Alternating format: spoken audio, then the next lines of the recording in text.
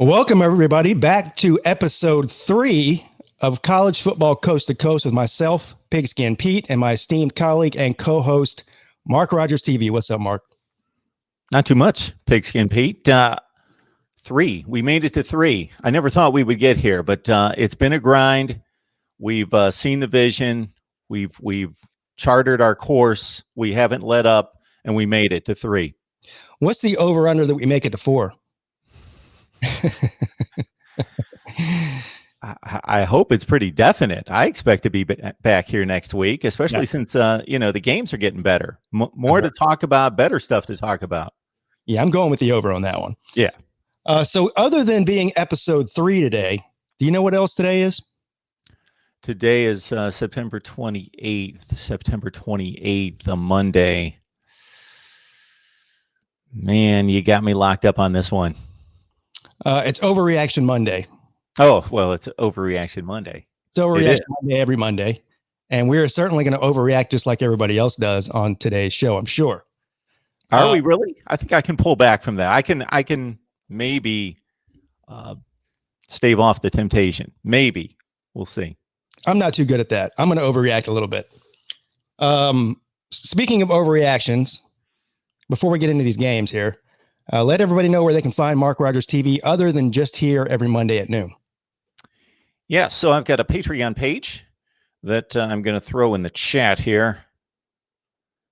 Actually, I attempted to throw it in the chat. I will get over there in just a second. Here we go. And as soon as I get the window to throw it in there, it's working on me right now. We will get it up there.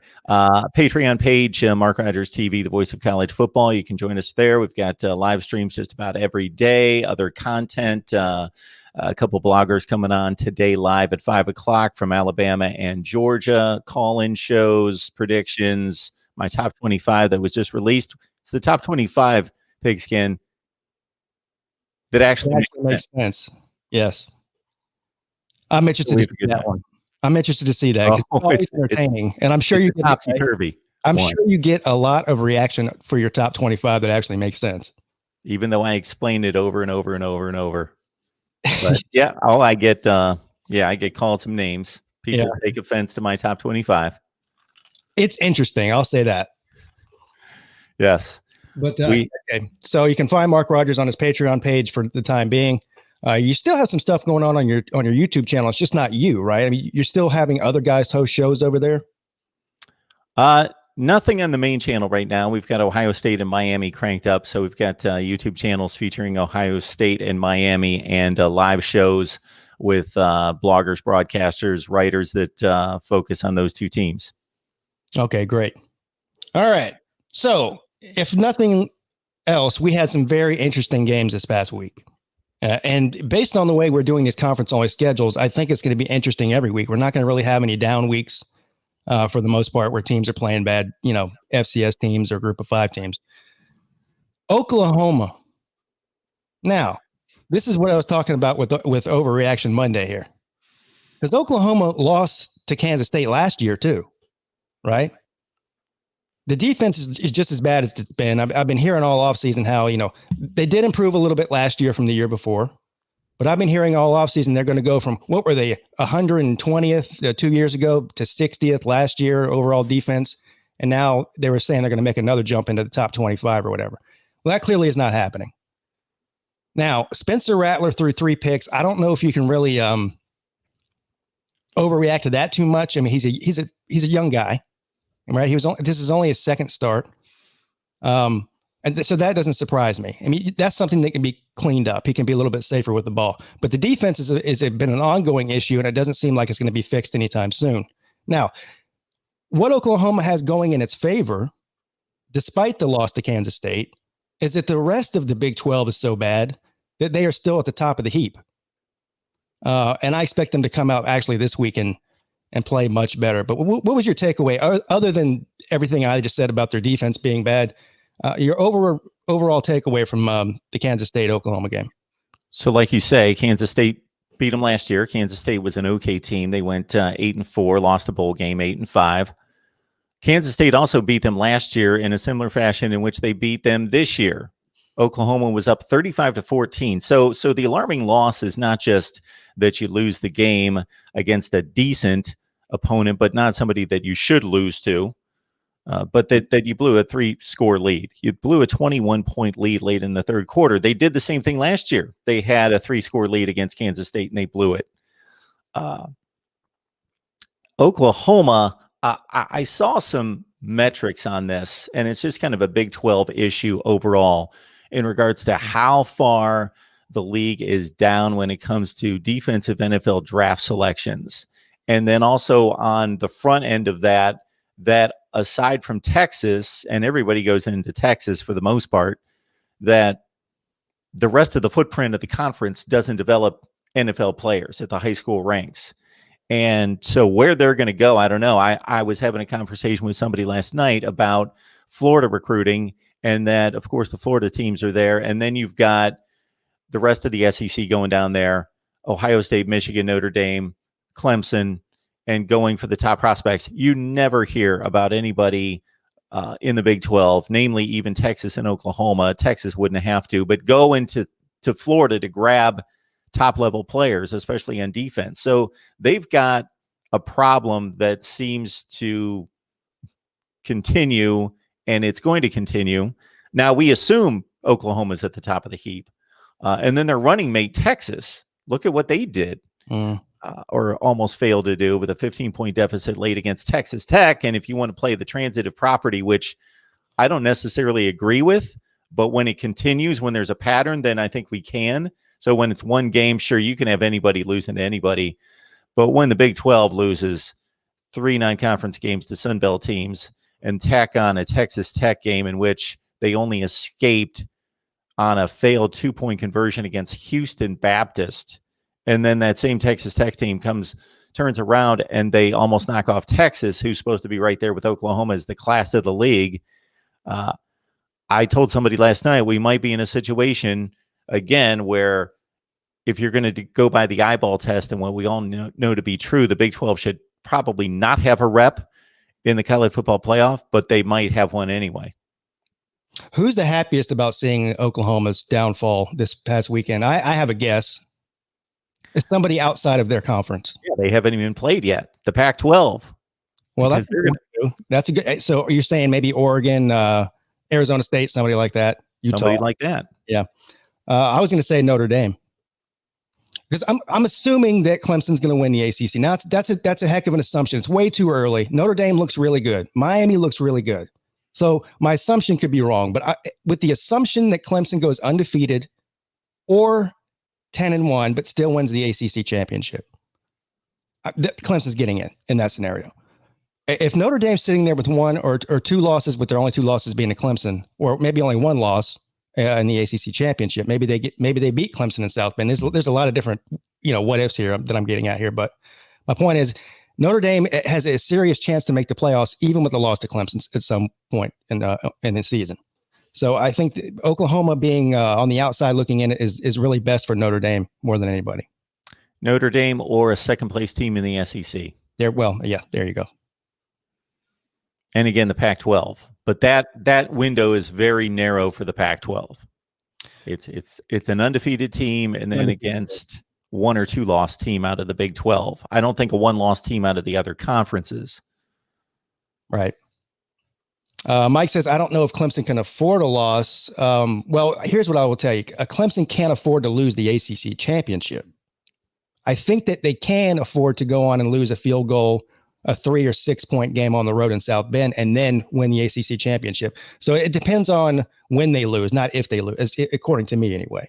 Oklahoma had that formula just 2 years ago, where they were battling Ohio State. That was pretty much the selection the committee had to make. But Oklahoma was able to avenge its loss. They lost a close one to Texas regular season.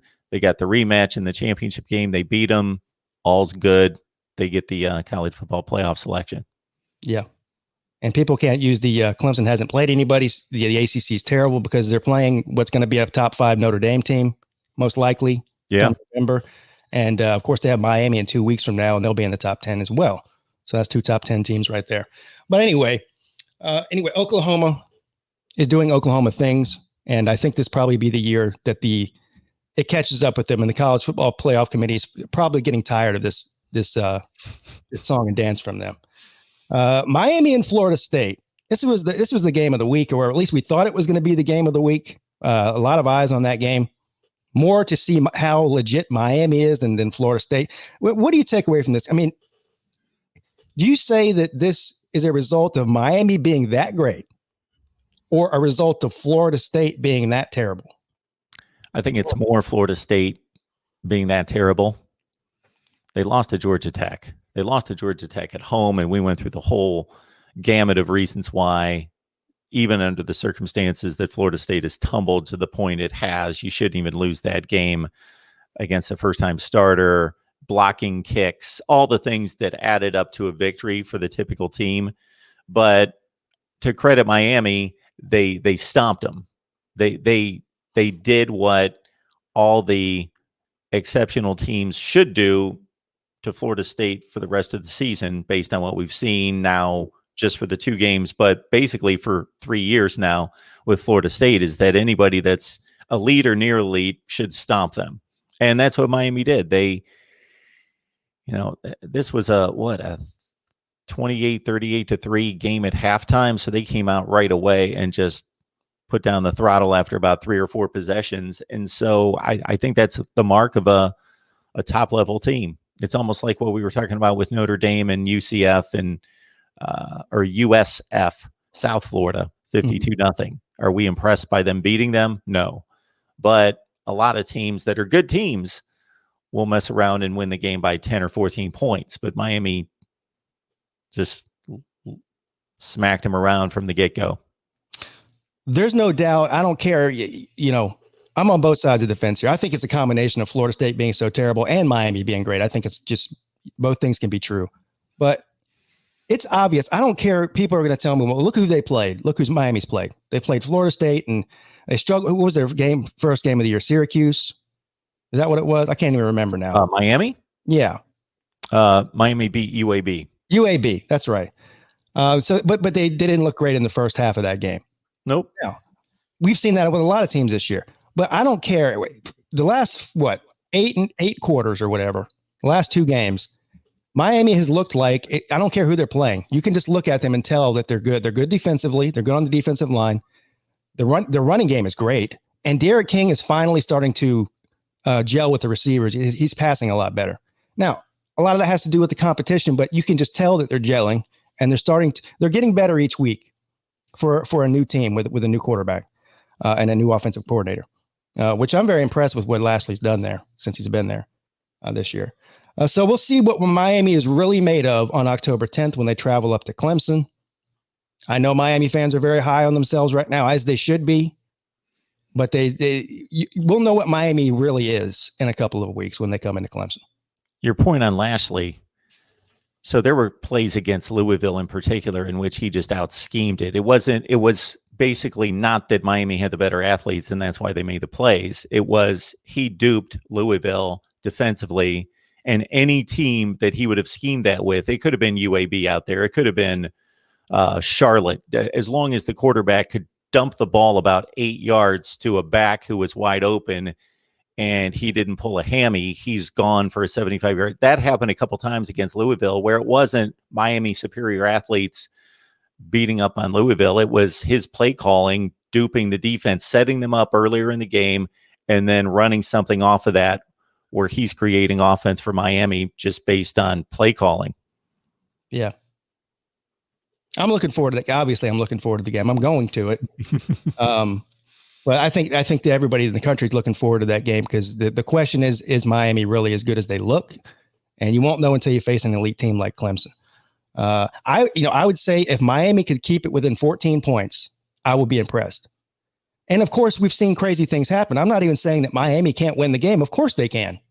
Of course they can. I mean, we've seen Clemson have close calls or losses every year to inferior teams. And Miami's much more talented, quite frankly, than the ones that they've been struggling with for the past 3 or 4 years, once a year. So anything's possible. Yeah, I'm right there with you that it would not surprise me if Miami won the game. It would be a slight surprise. I made game-by-game predictions to start the year, and I gave Miami like a 15 or 18% chance of winning that game, something in that range. So I think they have the athletes to do it. Mm-hmm. I think it can be done. I wouldn't be totally shocked. I would still walk away thinking Clemson's probably the better team. But if they stay in that 14-point range, if we're looking at 38-27 at the end of that game, and it's a 38-27 game where it didn't go down to the wire, but it was still a game with 5-8 minutes left, that I'll think good about Miami in terms of them going forward and competing for that slot against Clemson in the conference championship game, and that they have arrived to some level of being a top 10 or 15 team in the nation. Yes. And Martin Dubé here, he's a Miami fan. He says, irresistible force, Rhett Lashley versus immovable object, Brent Venables. This is actually the key to the game that everyone's looking forward to seeing. I think that Miami can score against this young Clemson defense. The question is, can they stop Clemson's offense? And I think the answer to that is, if this gets in, it won't necessarily be a shootout because these are two pretty good defenses. But I think it could get into a situation where if Miami's having a hard time stopping ETN and those weapons on offense, that could be it could end up being a 21 to 28 point victory or more for Clemson. That's going to be the key to it. Yeah, Miami up front, they have the ability, and as soon as Greg Russo decided to opt out, I immediately thought of the Clemson game because somebody had teed that up for me, and I thought, if there's anything you can do to a great quarterback, it's obviously get him off his platform, make him uncomfortable, actually throw him to the ground maybe 5 times.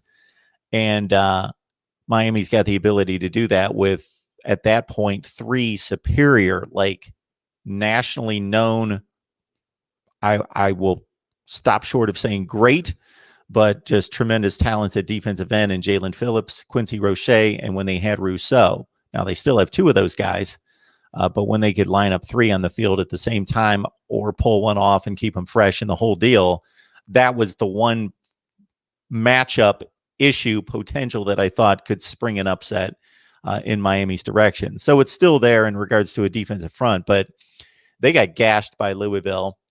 It could be dismissed. A lot of that was with them with a 2 or 3 score lead, but still gave up a lot of yardage to a Louisville team that turned around, went to Pitt, and could barely muster 200 yards of total offense that game. We talked about Pitt's defense the last 2 weeks.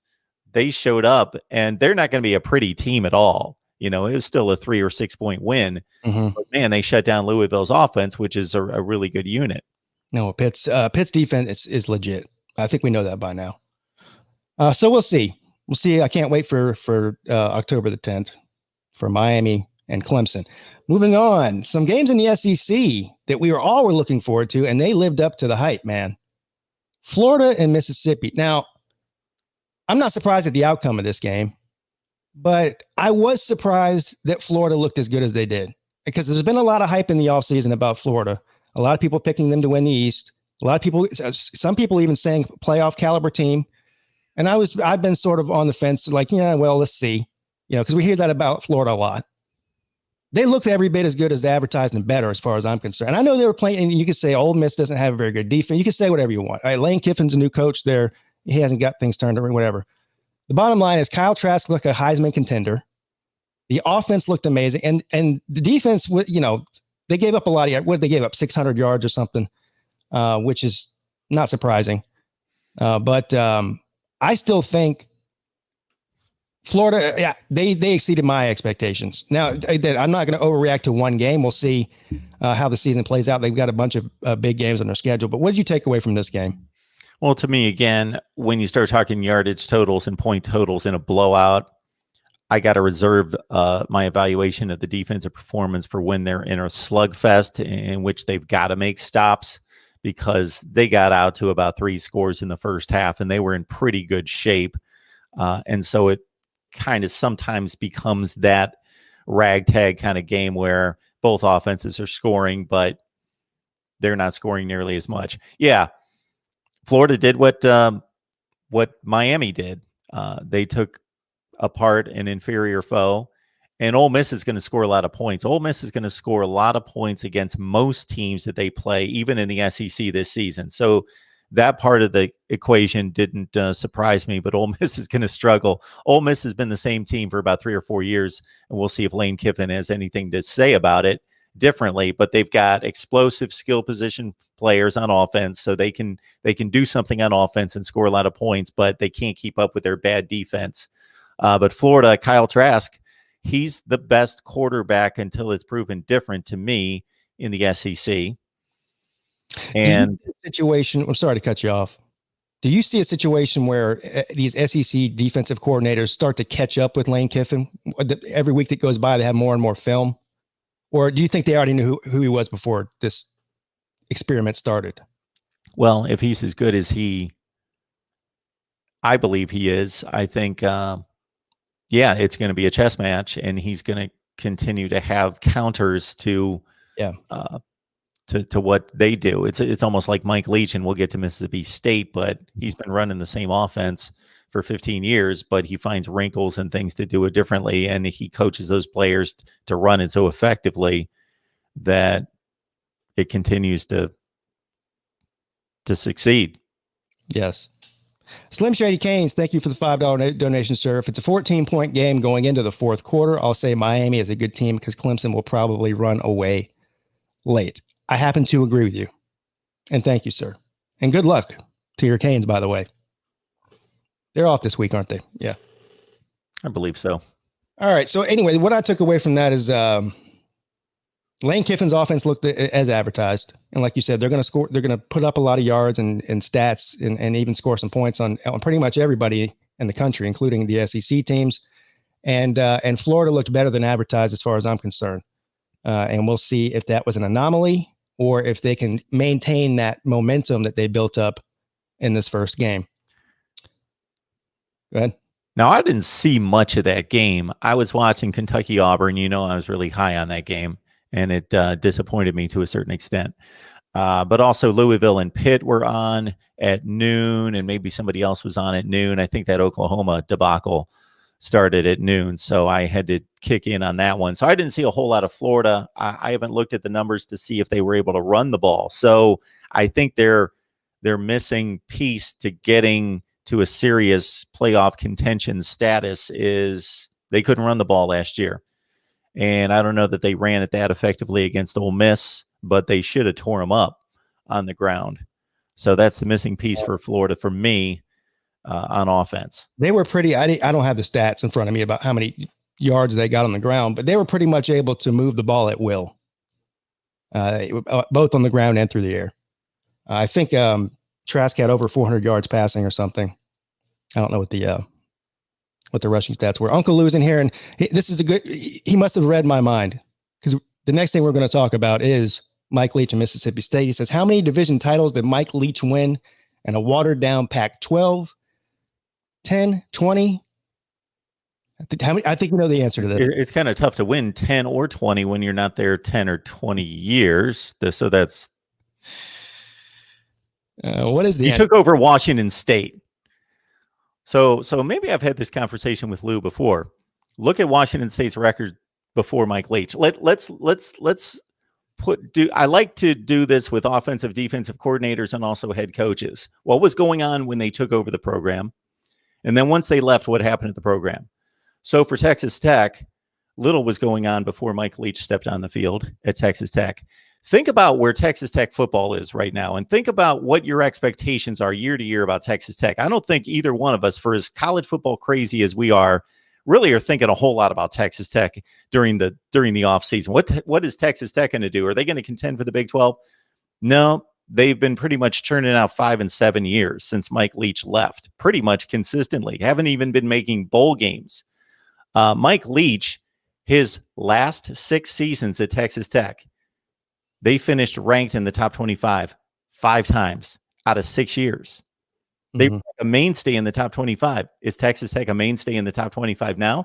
No, Cliff Kingsbury, he parlayed that job into an NFL job by winning like 30 or 35% of his conference games, after Mike Leach won 65% of his games.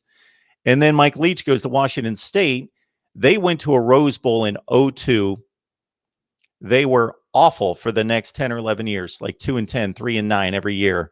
And then boom, Mike Leach steps on campus, has a rough first year. Second year, they're going to bowl games, winning 8-9 games. And his second to last season, 11-2, top 10 finish. I don't care for the guy. I don't think of him as a great coach, but I'm just laying out the facts. What do you mean you don't care for him? I don't have anything against him. Okay. I wouldn't want him running my program. Because I don't have anything. I don't think he's doing anything wrong. Is this because of football things, or you think he's a weird guy? I just think he's a weird guy. I wouldn't want him running my program. I think he just says stupid things and does stupid things, but they're not harmful. They're not bad. Yeah. He's not a bad guy. No, he's harmless. He is weird, and he is. I don't know. As an outsider, I wouldn't want him coaching Clemson either. But as an outsider's perspective, I think him being in the SEC and Lane Kiffin being in the SEC again is great, especially being in the same division where they're going to play each other every year. But anyway, so obviously Mississippi State goes out, upsets LSU, if you want to call it that. This is another overreaction for Overreaction Monday, right? Now, all of a sudden, Mississippi State, if you just go on Twitter, which we all know Twitter is a cesspool of lies and deceit anyways, but if you go on Twitter, Mississippi State's going to make the college football playoff, and LSU is not going to win a single game. So this is a massive overreaction from both ways, right? I do think this has more to do with LSU's than it does Mississippi State. I realize Mike Leach offense is going to put, just like Lane Kiffin, is going to put up big numbers every week. What Costello threw for over 600 yards or something. They threw it 60 times in the game, which is something you're going to see between 50 and 60 passes per game with any Mike Leach game, no matter who they're playing. So, but LSU, this is more about LSU to me. Now, I'm not going to go as far as to say LSU's only winning 2 games this year. That's what the narrative is. They still have a chance to win 5 or 6 games. They have a really tough schedule. And maybe Brennan will get better as the season goes on. We forget that he hasn't had a lot of starts, he hasn't had any starts, I don't think. He's played a lot of trash time, sort of like every other backup in America has for the past couple of years. But I think this is more about LSU, and this is not surprising. I mean, LSU is who we thought they were going to be, or at least who I thought they were going to be, as a team that's rebuilding. And I know they're going to say, well, all we do is reload. We're LSU. Well, it's clear that you're not reloading. Losing 19 players or whatever it was to the NFL is too much for almost any team to overcome. Yeah, they're talented. There's no question about that. Everybody that's left on the roster in the starting 2 deep are still 4 stars across the board, but they don't have experience. And I think we talked about it last week, where when you bring back, I think it was originally going to be 3 or 4 defensive starters, but then they had a couple opt out, and then they had Stingley, who's one of the best players in America defensively. He could have done something about that 623 yards passing. Derek Stingley's probably the best cover corner in college football, missed the game for LSU. And 2 offensive starters coming back, 1 wide receiver in Terrace Marshall, and an offensive lineman. Yeah, Miles Brennan's been in that system forever, but it's all been with a red shirt on, in practice forever. He's been on campus waiting his turn, and he finally gets his turn. And what was odd about the game was he got off to a slow start. Therefore, the LSU offense got off to a slow start, but Mississippi State was moving the ball but not scoring. So there wasn't much scoring through most of the first half. And then both offenses kicked it into gear in the second half. But Mississippi State, KJ Costello, I know that a lot of people that I talked to were excited about him going to Mississippi State. And he did show at Stanford when he was given some opportunity. He played a lot, but they just don't have the weapons out there that he could be a top flight quarterback. And through 1 week, he pretty much showed that he could. He made some really great throws in that game under duress. And that's the all-time SEC passing record for a single game. Yeah. I wonder who has the second. Who held the record before that? Was it Joe Burrow? It was Eric Zier. Oh, okay. Georgia, 1993 against Southern Miss. So in an SEC game, that's even more impressive. That is a perfect transition into the next thing we're going to talk about. Georgia quarterbacks. They could use Eric Zier. Georgia and Arkansas. Now, this is definitely overreaction Monday. And I'm not overreacting to Georgia's struggle in the first half. We've seen at least a dozen teams do exactly what Georgia did, is come out flat in the first half of the first game of the season. and then sort of gain momentum in the second half. Now, Arkansas is a terrible team, so we can't overlook that. I mean, it is what it is. Nobody, for anybody who's going to come in here and try to tell me all of a sudden because Georgia struggled against Arkansas that Arkansas is suddenly a good team, just stop it. I don't want to hear it. That's a ridiculous statement for anybody who's going to make it. But I wasn't too surprised about this, and I don't really think it says too much about Georgia. In other words, Georgia is at the point now where they expect to be a playoff caliber team every single year, right? They have an elite defense. They have an elite offensive line. They always have good running backs. So what's the missing piece? The missing piece is and has been for a while now the quarterback. Now, they took an average or below average quarterback, what I consider to be a below average quarterback, in Jake Fromm, and made it to the national championship. It was one game away from winning the thing with the game manager. What's your definition of below average quarterback? So if we line up all 130 quarterbacks, starting quarterbacks in the country, Jake Fromm would be 65th or lower? Average then. How about that? Not below average, average. Wow. I mean, you think he was above average? I think Jake Fromm was above average. He was drafted. Yeah, well, he'll never see a snap, or he'll never start a game. Sure.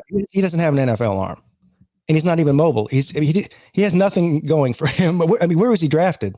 The 5th round, 6th round, something? Yeah, Buffalo. Yeah, Buffalo. And by the way, an MVP candidate in Josh Allen. He'll never see the field unless he's probably not even the second string quarterback there. But anyway, my point is, what's Georgia's problem been? And I'm putting Jake Fromm in this category. I realize he won a bunch of games there, but how much was of that was him winning it, or how much was that the running game and the defense? That's what I'm getting at here. But they are now having they have a serious problem. I don't believe that you can compete for national championships or for the playoffs without a passing quarterback, a guy who can move the ball through the air consistently. I mean, just look at who's been winning national championships over the past several years. And this is the way things are trending. You can't just run the ball and play solid defense and win national championships anymore. You've got to score points. And Georgia has a hard time doing that. And it's mainly because of the quarterback position. So at this point, what do they have? They've got a former transfer who transferred back. A guy who hasn't played in 2 years and had a brain surgery last season, and a guy who is coming off of a knee surgery from last year? JT Dan, what was his thing? A knee surgery, right? So they got a quarterback room that I know I was talking during the offseason that I didn't know why guys were transferring there, JT Daniels being one of them, because at that point he had Jamie Newman, and you had all these 5-star recruits outside of the quarterback that we saw win the game on Saturday. He's on the low rung of recruiting prospects coming out of high school. He was the afterthought, but he was effective in that game. So they've got a bit of a dilemma in determining what they're going to do, because JT Daniels is the guy, is a 5-star, the guy. Once Jamie Newman stepped away from it, JT Daniels was considered to be the guy, but they just had a quarterback come in when they were floundering on offense, could do nothing. DeJuan Mathis didn't look good. The entire offense didn't look good. It just wasn't him.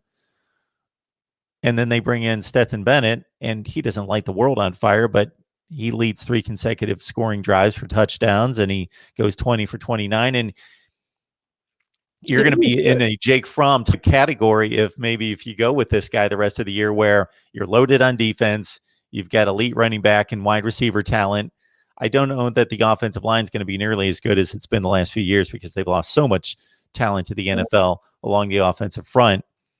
But where they're going to run the offense probably and need to in a similar fashion that they did with Jake Fromm. But he knows what decisions to make based on this Arkansas sample and based on how long he's been on campus running the offense.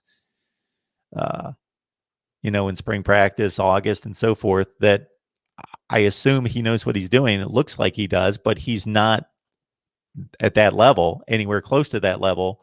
So what are they going to do? Are they going to go for the high ceiling, bring in JT Daniels? Or Stetson Bennett was the guy that did the job against Arkansas. So does he keep the job until he flounders? See, I think Stetson Bennett looked good considering the situation. Man, you just read his stats. Those are decent stats. Yeah. For he didn't even play what did he play the second half only or something? He came in with about 2 drives left in the first half. Yep. Okay. That was So about it. basically a half. Yeah.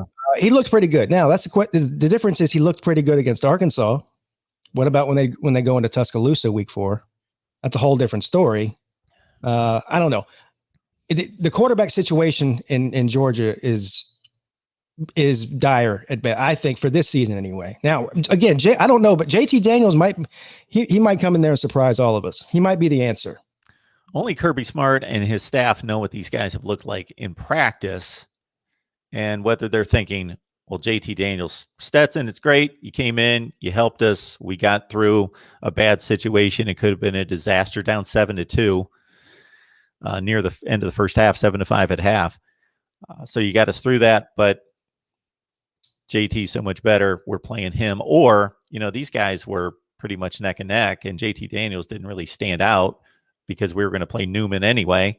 So as long as Stetson Bennett can run the offense and run it effectively, he's the guy. Right. I agree with you. And we'll see when he gets cleared. I haven't heard anything on that front. Of you? Has Daniels been cleared to play yet, or you just don't know? I guess see anything.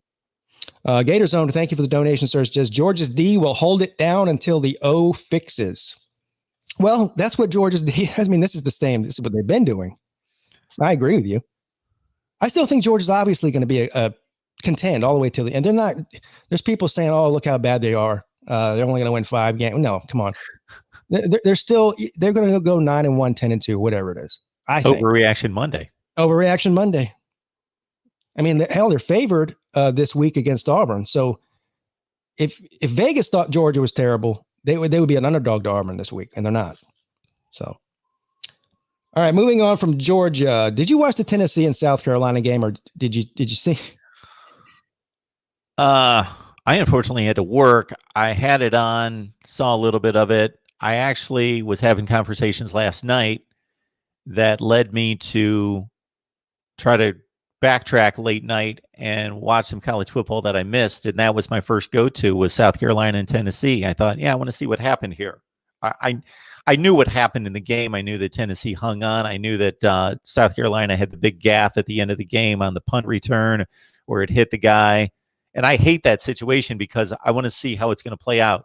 I have no rooting interest in the game, but I want to see the team that's down by 3 or 4 have the ball to try to mount a drive in the last 90 seconds to win the game. And then we got robbed of that by the gaff and the punt return. I'm not going to lie. South Carolina looked better than I thought they were going to. They did. And they mounted a comeback there. They almost, and people are blaming Will Muschamp. First of all, I'm no Will Muschamp fan. I think he should have been gone a long time ago, but that's neither here nor there. It's not Will Muschamp's fault that this player did this. It's not like it was a bad play call or whatever. It was just a mistake made by a player. I agree. So anyway, I was impressed with South Carolina despite the fact that I don't think Tennessee's very great either. I mean, it's hard to judge when you have 2 teams that I think are in the mid to lower level of their conference when they play against each other. So in other words, who does South Carolina play this week? They play Florida, I think. So So we'll get a gauge of what South Carolina's going to look like this week. I don't think Tennessee was the right gauge. But and Tennessee didn't do much to impress me, really. Your overreaction Mondays on steroids in September and early in the season. Well, that's going to extend in October because we got the kind of matchups that you're talking about, and we've got nothing before it. Now, when South Carolina has 4 games that we can look at, then we're not necessarily going to overreact to one game. But right now, we expect Tennessee's one of the 25, 30, 35 best teams in the country, and we expect them to be a little bit better than South Carolina. They played on the road. They pulled out a close game. That's about what I think the game landed like right on the point spread. I think it was 3.5 or 4.5, something in that range. And it ended 4. So yeah, they whoever took Tennessee won by half a point. But Definition 409, thank you, sir. He says, I lost big on the Texas A&M game. Well, Definition 409, do you remember what I told you when you said you were going to put money on the over there? I told you we're going to win together or lose together. So we lost together, sir. So I'm sorry. I don't know what to tell you. I lost big on it too. That was the game, Pigskin, that was off my radar. You know, Uh-huh. Texas A&M, they got Bama next week. They're playing Vandy, 30-point favorite. And there were so many other good games on Saturday night, as there usually are, that was a score that at some point jumped up on me. And I was like, what happened there? Did they almost lose this game? And then I read the recap and looked at the stats, and looked like they were the better team on the field if you watched the game, as they should be against Vandy. But anytime you only win by one score, less than a touchdown, that game was in doubt. That's pretty bad. It is. That was a rough game to watch. And Texas A&M, they get hyped up every year. Every year for the past 7 or 8 years, Mark. They're preseason top 10 team, or in some cases even preseason top 5, and they just sort of always come out, and sometimes they start strong and they'll go 4-5-0, and then they tail off at the end of the year. I don't know, man. This is what Jimbo's, this is his third year there. Yeah, man. Where they pay that guy $80 million, 10 years, $80 million or something. At some point, he's going to have to start competing for that division. Now, I realize you got to compete with LSU and Auburn and Alabama, but when you're making the big bucks, big boys, you've got to produce.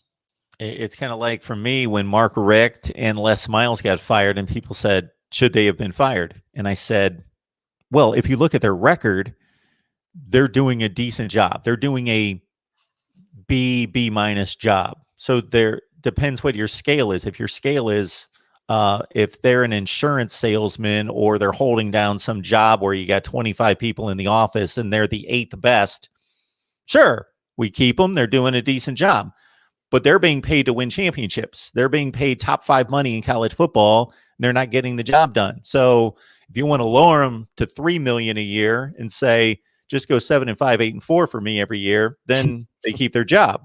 But if you're going to pay them $8 million a year, like Jim Harbaugh's making, but Dabo Swinney, Urban Meyer, Nick Saban money, then they better perform like that. Yep. And I don't think the people at Texas A&M are very patient at this point. $80 million says a lot.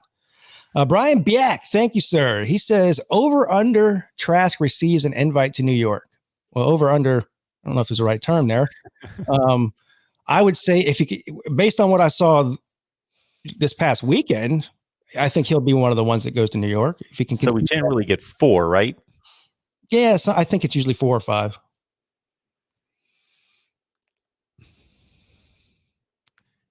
Yeah, I guess I'm going to go over a 50-50 split on that. I say 60-40 he goes. I think he will go. Now, what he has is an opportunity. What's the term they always use? These quarterbacks need a Heisman moment, right? Yeah. They have plenty of those opportunities based on their schedule.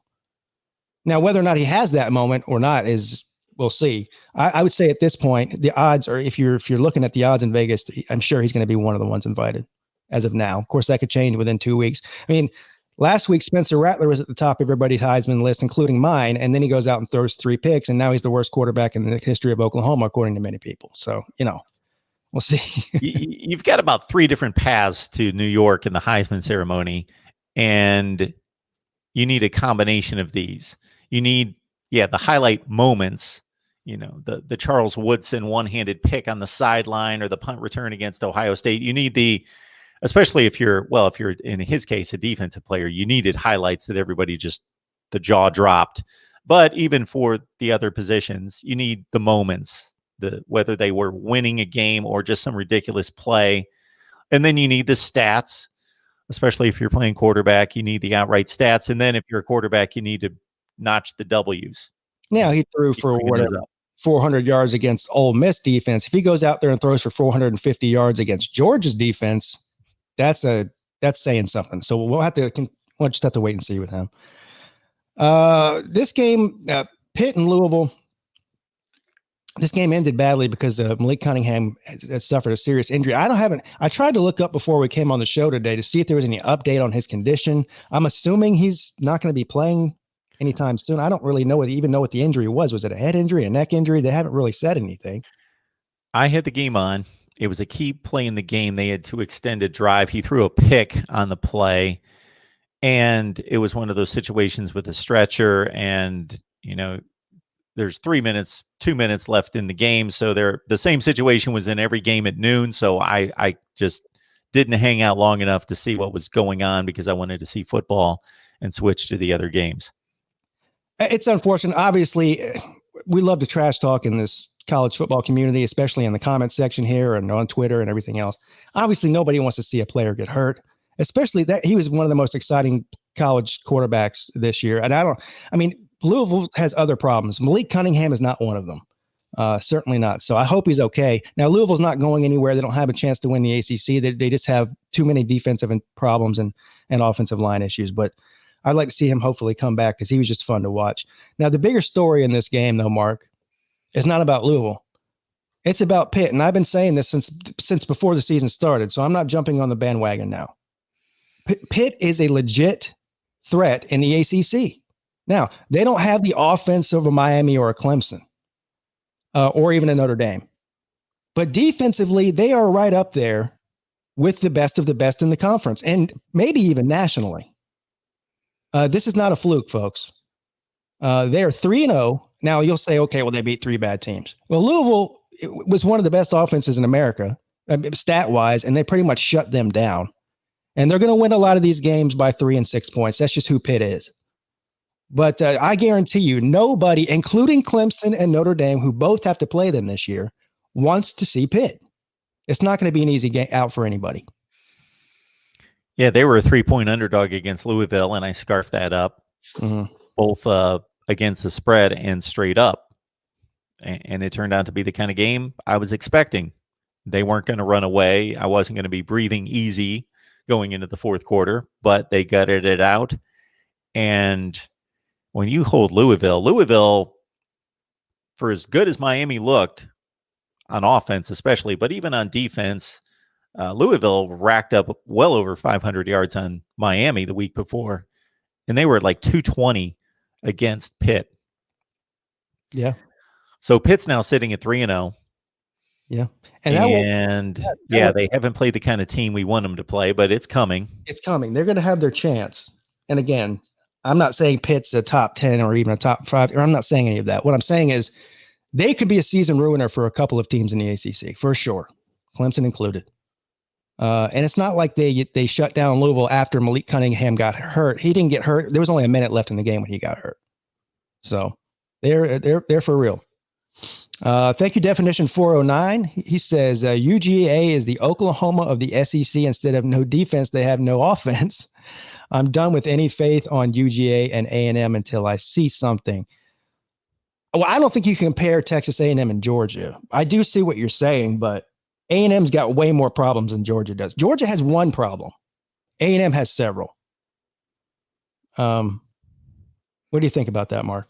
People seem to argue Georgia as much or more than any team in the country on my channel in terms of, are they elite? And some people just say, got to win a national championship to be elite. If you don't win a national championship, you're not elite. And then I always like to point out, okay, at what point does that run out? At what point does your window run out? Florida State won one 7 years ago. They're obviously not elite. Where's that window? So obviously that's a debate in terms of how recent did that national championship have to be? Well, you could finish 11-1 or 12-0 and lose in the playoff, and you're not elite, and you just keep not quite winning the national championship. They're right there. Yeah, there's no comparison between Texas A&M and Georgia until Texas A&M shows us that they can truly contend. They haven't been a contender at all since Johnny Manziel, his Heisman season. They weren't even really a contender. They lost 2 games. They were exciting. Yeah. Georgia's going out there every year, and they're winning the East, and they've been to a playoff, and they came within a couple downs of winning a national championship. They won the SEC. They've been in the top 5 at the final rankings the last 3 years. Yeah. Those are different issues. With Georgia, it's getting over the hump. With Texas A&M, it's just being a legit contender in the SEC West. Right. Well, I mean, there's a reason that Sumlin was fired. You don't fire coaches for living up to expectations. So yeah, I don't see a comparison there really. Those two programs right now are just on different levels. Georgia is one of the top 5 college football programs in the country right now. I don't care if they only win 6 games this year. They're still, as a program, I mean, look, all you have to do is follow the recruiting numbers.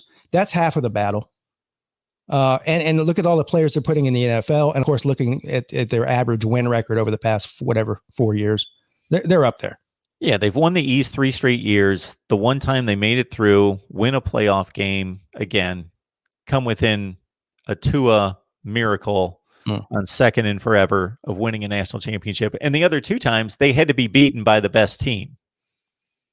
They had LSU and Alabama in the SEC championship game, and they had to be beaten by the best team in America. Speaking of Texas A&M coming into these the games that are coming up this week, we already talked about many of them that happened last week.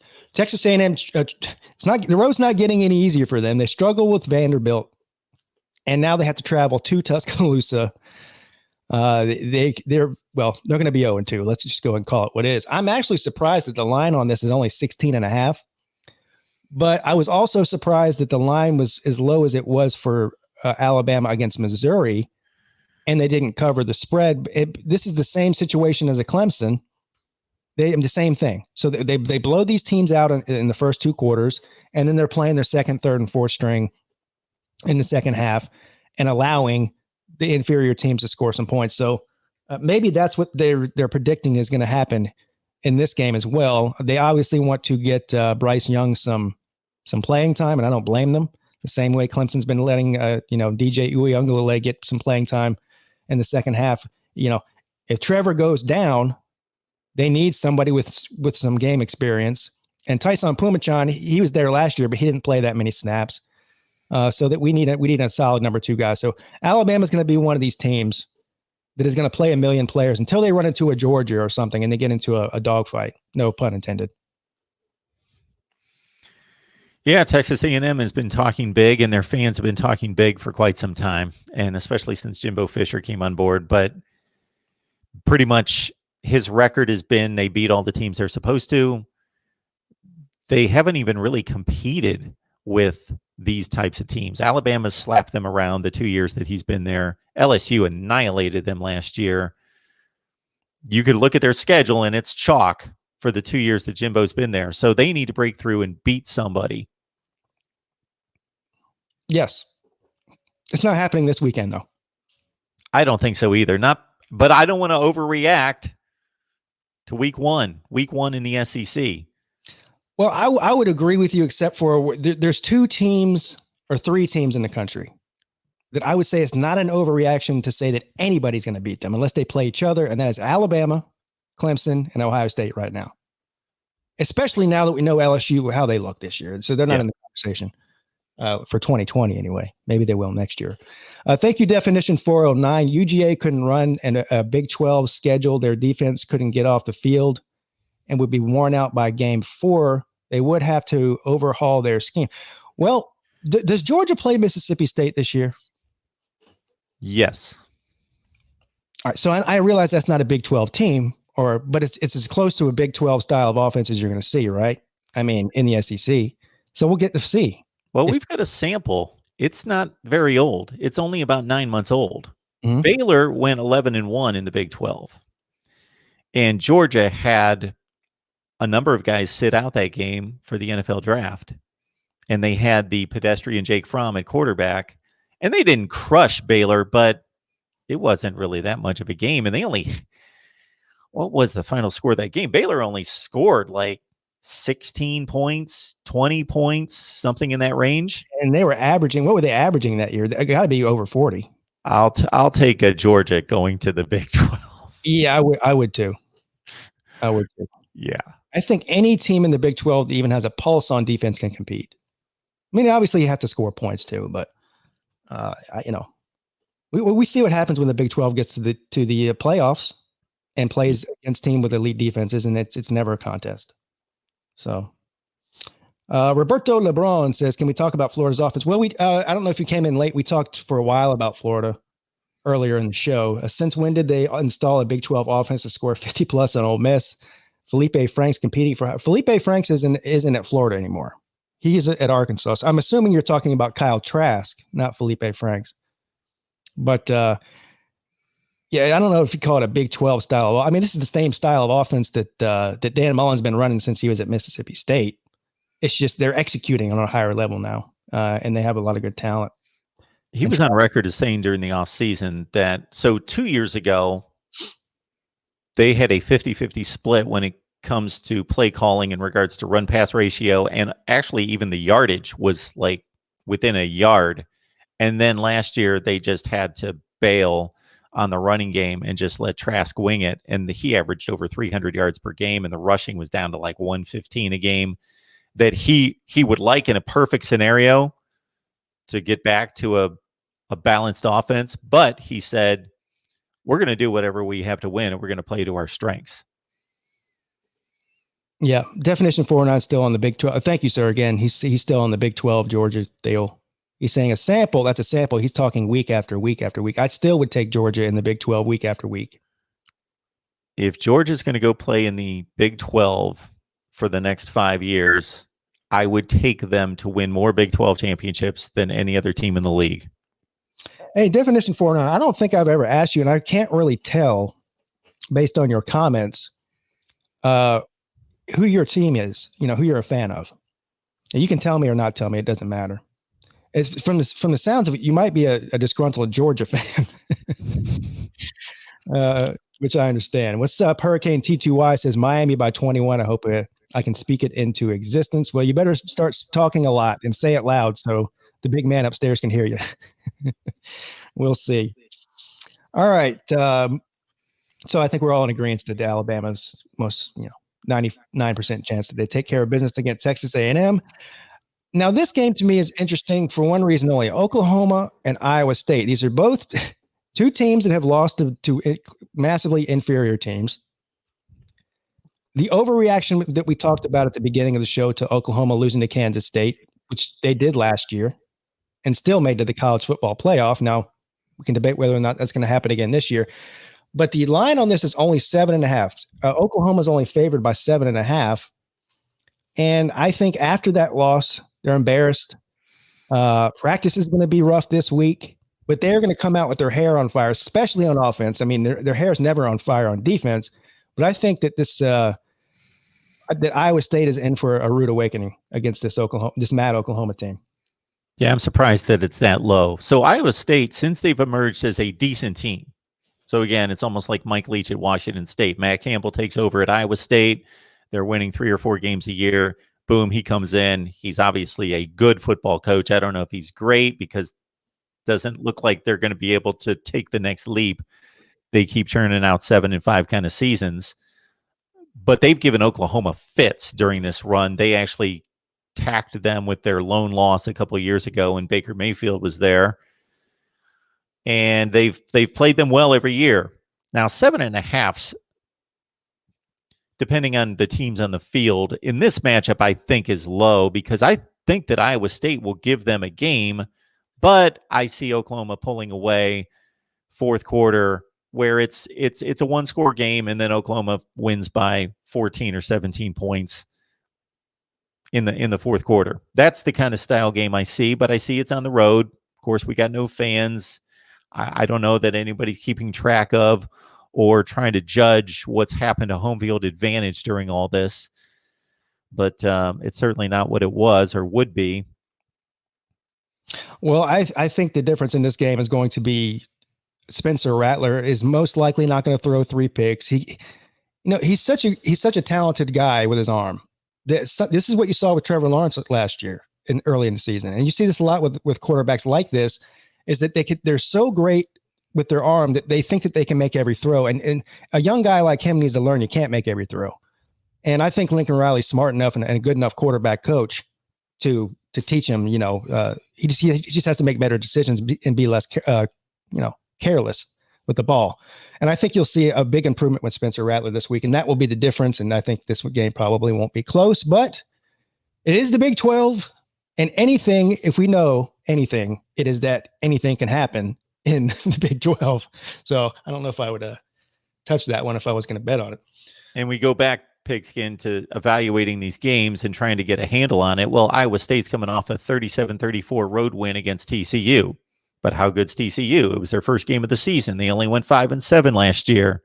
Their offense has been, by Big 12 standards, awful the last couple of years. So I would expect Oklahoma's going to pull away in the fourth quarter, but it's going to be a pretty good game up until that point. Yes. These last two games are obviously, these are the two I'm most interested in outside of the ACC, in the SEC. Ole Miss and Kentucky. So we all know the famous Mark Rogers TV is preseason picked Kentucky to win the East. And I think you're not going to back off of that just based on the Auburn game, are you?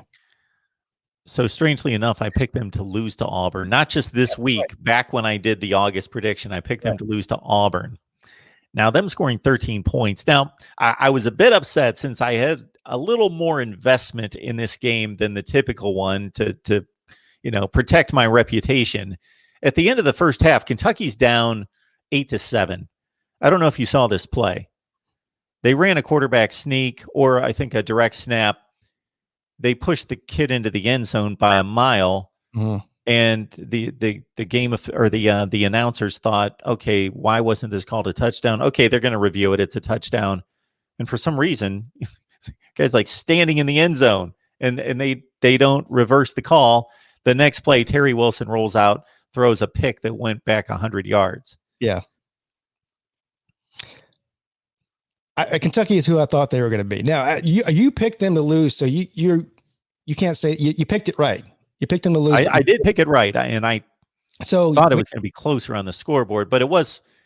Who's the other one? You had them going 8-2, right? Yes. So who's the other loss you had on their schedule? They got to play Alabama. Okay, so you had them beating both Florida and Georgia then. Yep. Okay. So Ole Miss travels to Kentucky, and Kentucky is a 6.5 point favorite. Sounds about right to me. Hmm. Looks like you're looking at Ole Miss. I'm looking at Ole Miss. Score. Kentucky's pretty much got the same team that they had 2 years ago when they went 10-3 and finished in the top 10, and were beating teams like Vandy 14-7 every week. The question is, and we won't know until after the game's played, obviously. We've only seen one game in the SEC. The question is Kentucky's defense better than Florida's? Because we saw what Lane Kiffin did to Florida's defense. No, again, we don't have anything to go off of because we haven't seen anybody else play Ole Miss other than Florida. But just as a guess, would you whose defense do you think is better this year, Kentucky's or Florida's? Kentucky. Okay. Not by much. Not by much, right. Now, obviously, Florida's offense, they came out with their hair on fire. Kentucky's just not that kind of offense. Now, not saying they're bad, but they're no Florida. And they certainly don't have a Kyle Trask back there behind center. If this game was another point in Kentucky's favor at 7.5, I would almost definitely take Ole Miss because I would expect Kentucky to win. Again, they did this 2 years ago, and they did this to a lesser extent last year. They rode a 10-3 season, top 10 finish, beat Penn State in a bowl game by every week, winning by 3 or 4 points. And they got a similar team. They got a tremendous defense. Auburn did not legitimately score 29 points against their defense, but they struggle in the passing game, and they've got 2 excellent running backs and an offensive line that's like a top 5 to 10 offensive line in America, or expected to be. Yeah. I'm going to pick Ole Miss to win this game outright, and we'll see. I just have a feeling that Ole Miss is going to score a lot of points. And I don't think Kentucky's the type of team that can get into a shootout, not with Terry Wilson. So we'll see. And I don't know if Kentucky's defense is any better than Florida's. So you think could be a good selection, but not much. You know what I've pounded home the last 2 Mondays, Pigskin, is that I chart the games, and like clockwork, like 22% of these games are upsets in the top 25. Yeah. Last week, 13 games, 4 upsets. Yep. And you're going to continue to see that.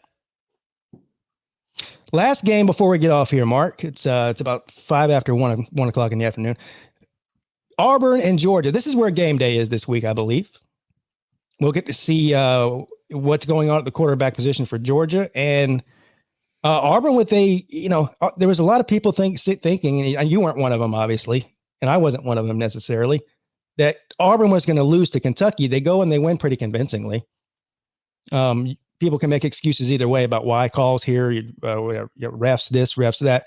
Bottom line is Auburn won convincingly, and they looked much better than I gave them credit for. So this should be a good game. Georgia is favored by 6.5. Where is this game being played? Is this game in Athens? Yeah, it's in Athens. What do you think about this? If we go on first week performance, then Auburn beat a good team. Even if you're not sold as much on Kentucky as me, they're a good team. Mm-hmm. Top 25-ish type team versus obviously what Georgia did or failed to do against Arkansas. Now, I expect both teams to come back to the middle, but based on Georgia's issues at quarterback or uncertainty at quarterback, and again, I like the points in this one, but I don't want to overreact to Auburn playing well and winning by 2 scores against a decent team and Georgia struggling because it's week 1. I think Georgia's still the better team. I expected them to. I had Georgia at 8-2 and Auburn at 6-4 to start the year. So I think Georgia's decided better. I don't want to say substantially better. I expect this line to move a lot between now and Saturday. I think there's going to be a lot of money going on Auburn, probably as an overreaction to the way Georgia played in the first half against Arkansas. And so if you've, and we'll talk about this tomorrow. I do my lunch buddy show with Uncle Lou. We talk about all the betting lines and everything, but I would jump all over this if you like Auburn, because I think it's going to move considerably, probably even 2 to 3 points between now and Saturday. I can see that. Yeah. Yep. All right. I think that's going to wrap it up for today. Thank everybody who came in and supported us. We had at one point around 70 people in here. That's great for this time of day at 12 o'clock in the afternoon. You guys have a million different things you could be doing, working, eating lunch, or cleaning the house, whatever it is you do at 12 o'clock on a normal Monday afternoon. But you chose to come in here, watch us, comment, and many of you even donated. Mark and I both really appreciate that. We couldn't do this show without the donations. So thank all of you for that. Any last words, Mark? Well, I will say for future reference, if you truly need to work, clean the house, or eat lunch, you can still listen to us. That's true.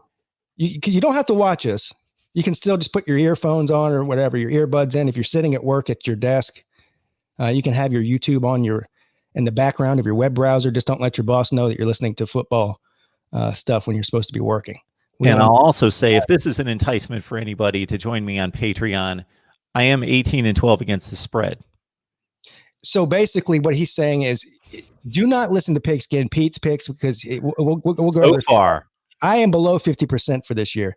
Now, I have been lucky to not lose money, because some of the ones that I did win were big ones like parlays and things. That's the way you need to do it. I'm below 50%, but I'm not losing any money. But that's a different story.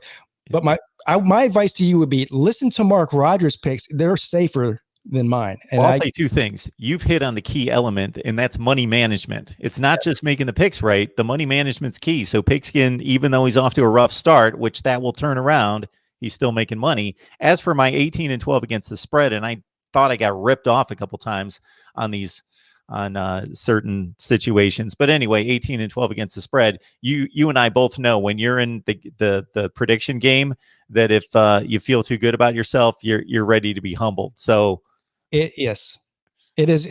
If people are up around 75%, plan on losing for a couple of weeks after that. Yeah. Everybody gets humbled at some point. Thank you, Definition 409. He says, everyone like this and join Mark on Patreon. I second that. All right, so Mark, we'll see you tomorrow on. I need to write this guy's name down. Michigan Podcast. Michigan Podcast. Pretty straightforward name. Michigan Podcast. I keep wanting to call him by his name instead of his show. I should just say just Michigan Podcast. And we record at 3:00 in the afternoon, and he releases that shortly after that. So late afternoon Tuesday, we do our 10-minute war. Basically, a lot of Big Ten debate. Yeah, it's a great show. I watch it every week. Appreciate that. Of course, I watch everything Mark does anyways, but I really enjoy the other party in that show. I really like that guy. He knows a lot about football. He's fun to listen to.